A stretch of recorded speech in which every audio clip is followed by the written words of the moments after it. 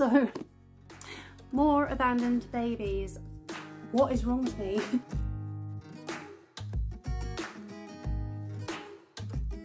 Hi and welcome to my channel. My name is Sarah and I love to talk about books. And I did the bad thing. I have bought more books, and I did say, I mean, it wasn't like a commitment or anything, but I did say I was going to try and reduce how many books that I was buying recently, and I didn't. So instead I bring to you today a book haul, secondhand shop book haul. Most of these came from the amazing used book sale that's on. It used to be the Red Cross that ran this haul in my town, but it's now been taken over by a community project, but they've kept on the book sale that that the Red Cross always ran, which I am so happy about. And I've been a couple of times in the past few weeks, and then I think a couple of other ones I picked up on the charity bookshop table that they've got in my local co-op as well. So every book in this video cost me £1. So let's get stuck in. Although before I start, I'm really sorry for any gross sounds that you can hear. My dog has got a treat bowl filled with peanut butter and it really does sound repulsive when he's using it, so let's just pretend that's not happening. So let's see, what have we got? My first book that I picked up was Normal People by Sally Rooney. I've actually already read this. It was one of the the best books that I read in, I think it was 2020. But when I read it, it was on my Kindle, and I really want physical copies of books that I've loved for my upcoming library project. And so in the same vein, I also picked up a copy of Isabelle Allende's House of the Spirits, which I also totally adored when I read it in, was that 2020 as well? Maybe 2019. At the time that was a library copy, so again I've bought this to keep it forever. House of the Spirits is quite an epic novel about, is it one family? Yes, 4 generations of one family. And it's telling not only the family story, but the story of the country, which I've totally forgotten what country it's set in. Is it Chile? I think it's Chile. And there's magical realism in this story, and it also looks at the political unrest of the time. There was a coup that went on, and it brings together loads of interesting different aspects of the history of the family and the country, and it's laced with this magical realism that's told in this really beautiful prose. This is the first Isabelle Allende book that I read, and I fell in love with it. And then Normal People by Sally Rooney. Who doesn't know what this book is about? So it's about 2 young people in Ireland. They meet at school. They strike up a sort of ish relationship with each other. But it never quite gets off the ground, and this story follows them from school to college, and I think a bit beyond that as well, where they're just navigating this relationship they have with each other. And I thought it was really relatable, really honest. I love the characters, and I still haven't got around to watching the BBC adaptation of this, but I need to do that this year.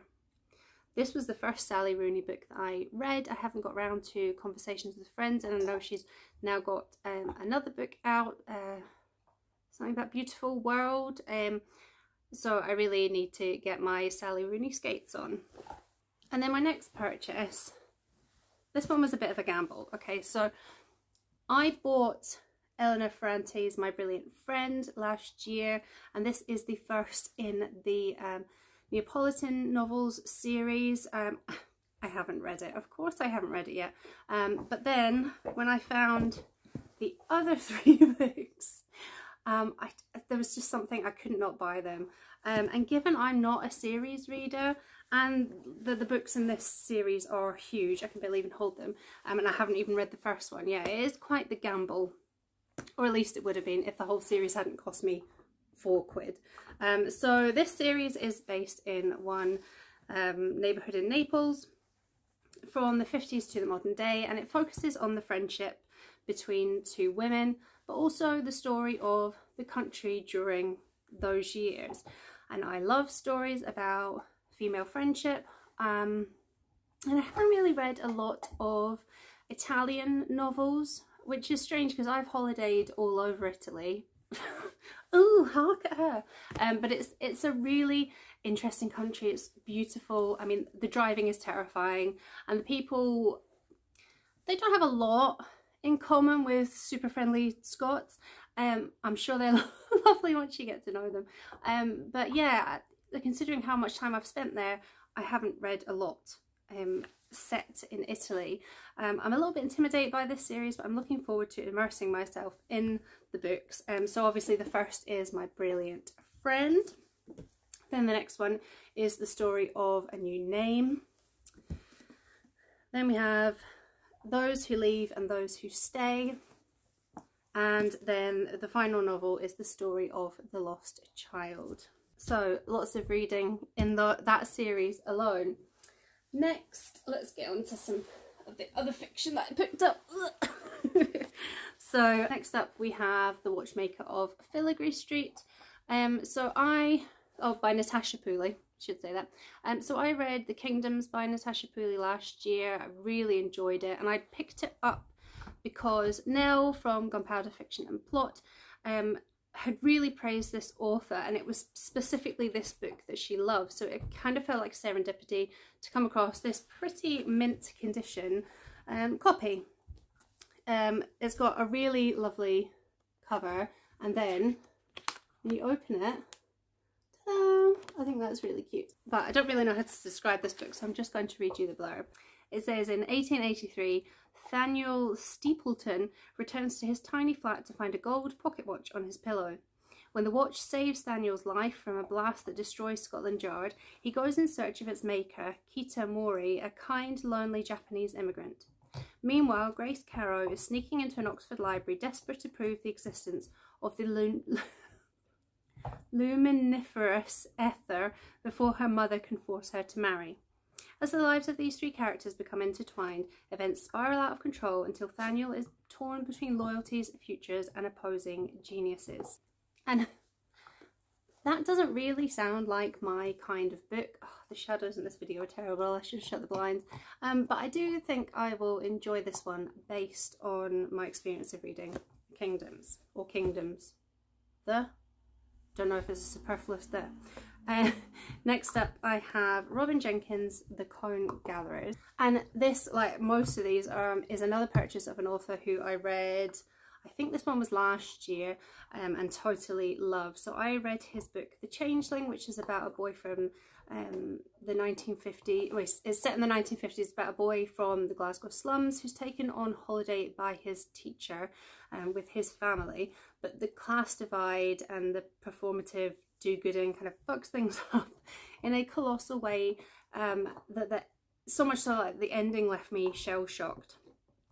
So I really wanted to pick up more of Jenkins' work, and this is another one that I don't really know how to describe. So, oh look, French flaps. The blurb for this one is, in the shadow of a war that rages through Europe, brothers Callum and Neil work to gather pine cones in the grounds of a Scottish estate. When Callum releases two mutilated rabbits from a snare, he comes face to face with Dura, the gamekeeper. In retaliation, in the depths of the woods, Dura lays a trap for the cone gatherers. Neil prophesies that forces of evil will encroach upon the harmony of their lives. It's a prophecy that comes true when Dura commits an act so brutal it destroys all sense of humanity in the once thriving wood. So, based on The Changeling and that blurb, I'm assuming that I'm going to be left shell-shocked by whatever happens in this book. And up next we have The Confession by Jessie Burton. This is the third Jessie Burton book that I have bought, though I am yet to read a single one. They all sound so intriguing though, and they all have really beautiful covers. This one's gorgeous, and then when you open it up, it's a little street scene as well. Very nice. This is about Elise, who is captivated by a writer, Constance, when she's taken under Constance's wing. But she feels out of her depth in the world that Constance inhabits, and she makes a life-changing decision. And then decades later, another woman called Rosie is trying to understand the story of her mother who disappeared when she was, I think, a baby. And her search for answers takes her to none other than Constance. So, another great premise. I really need to get reading Jessie Burton's stuff. And then there was a whole bunch of Daphne du Maurier books, and I read and loved Rebecca in 2019, and I've been meaning to read a lot more du Maurier. I had no idea how prolific a writer she was, though. There was loads of books and I had no idea where to start. I don't know why this is the one that I chose to buy. I think I panicked. Or maybe I was unconsciously influenced by the Italian books that I had already picked up, as this one is set in Rome. And it's a man who becomes caught up in the murder of his family's servant. And his family come from a town where 500 years ago this duke carried out violent acts against the people. And now it appears that with this murder of the servant, there are parallels playing out. Again, not really the sort of plot that would grab me. But du Maurier's writing is so delicious. I have total faith in this. What have we got next? There was also quite a few by this author, Barbara Kingsolver. The Poisonwood Bible was one of my favourite reads of last year, and so I need to see if her other books will be just as good. So I went with the slimmest one on offer. This is The Bean Trees, and whilst the Poisonwood Bible was set in Congo and told the story of a family of American missionaries and their disastrous attempt to convert the Congolese people, as told from like a multitude of perspectives and viewpoints, this is a single narrator story, and it's set in America. It's about Taylor, who leaves her life of poverty in Kentucky to head west with really her only aim just not to get knocked up. But she ends up becoming the guardian of an abandoned baby. So this is the story of her attempt to build a life for them both. And I think that sounds really interesting. And then I found this really beautiful edition of The Ministry of Utmost Happiness by Arundhati Roy. So, Hamish, trying to get in the camera. So lovely front cover, but it also has French flaps, and then just really nice. They're not, are they called end papers in a paperback? I don't know, but it's a really lovely edition. I adored Arundhati Roy's The God of Small Things when I read it a couple of years ago. It was heartbreaking but so captivating. So I had to pick this up. This also features an abandoned baby. I don't know why that's the thread that I've chosen to follow in my recent book buying. But this is set in a guest house in a graveyard in Old Delhi, where we meet Anjum, who used to be Aftab, and who gathers around her the lost, the broken and the cast out. We meet Tilo, an architect who, although she's loved by 3 men, lives in a country of her own skin. When Tilo claims an abandoned baby as her own, her destiny and that of Anjum become entangled in a tale that sweeps across the years, and a teeming continent takes flight. So, and then I grabbed, I think these must have been from the Co-op book table. I grabbed a couple of thrillers, mysteries that I've seen all over BookTube in recent years. I don't read a lot of this type of stuff, but sometimes it can be fun to read something a bit lighter. Although I say lighter, I mean lighter than literary fiction, because the content is really lighter. This first one is about kids who get kidnapped. Your phone rings, a stranger has kidnapped your child. To free them, you must abduct someone else's child. Your child will be released when your victim's parents kidnap another child. If any of these things don't happen, your child will be killed.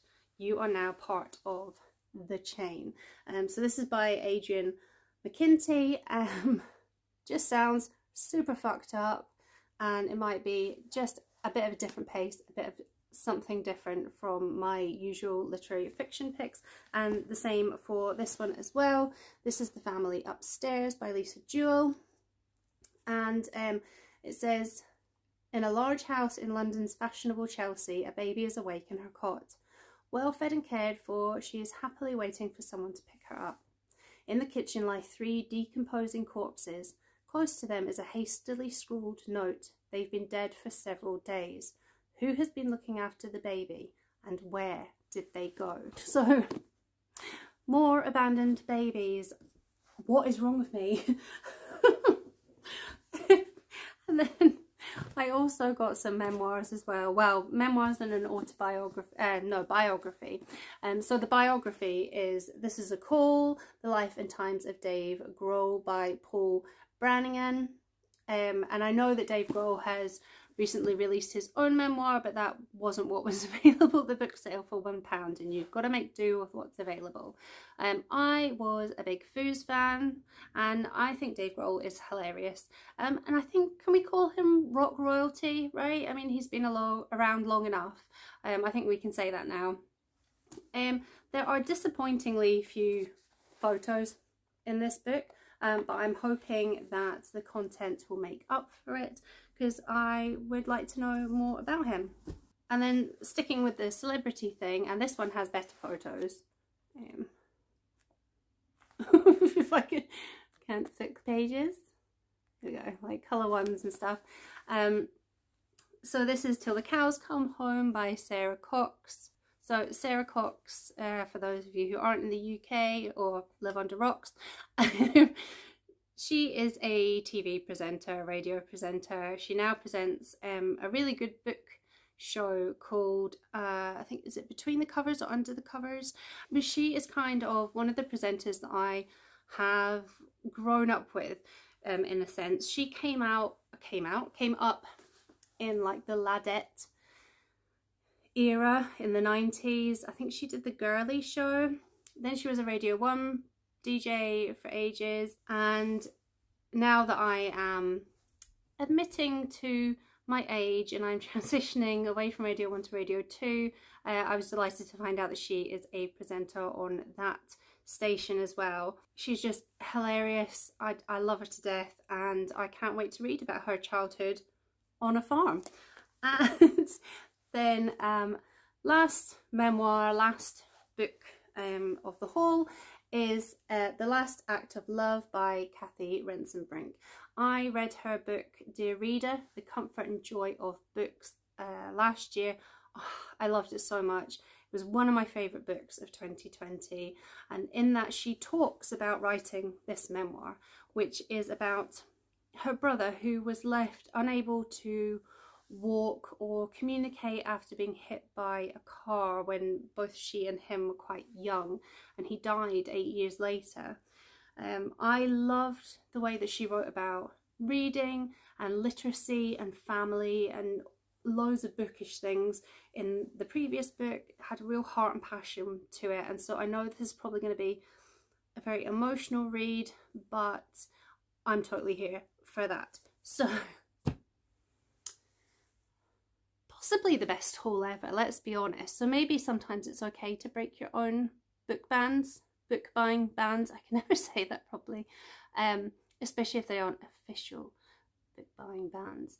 So I think I'm going to be breaking it quite a few times this year. I still have £60 worth of Waterstones vouchers from Christmas that I haven't spent. I really want to return to a couple of, return to one secondhand bookshop in Glasgow that I tried to go to after the initial lockdown eased, but it wasn't open. And there's another secondhand bookshop near that one that I would also like to go to. And if I go to Inverness this year, there's also this amazing sounding secondhand bookshop there that's in like an old converted church.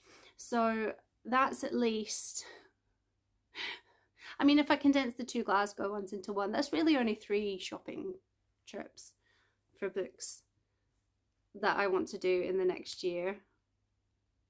There will be more, I know there will be more, but like I said, I'm building a library, so it's not the book buying ban isn't set in stone. So as usual, have you read any of these? Do you have opinions, good, bad or indifferent? Let me know your thoughts in the comments below, and until next time, bye. Really interesting. Stop licking your butt right by the camera.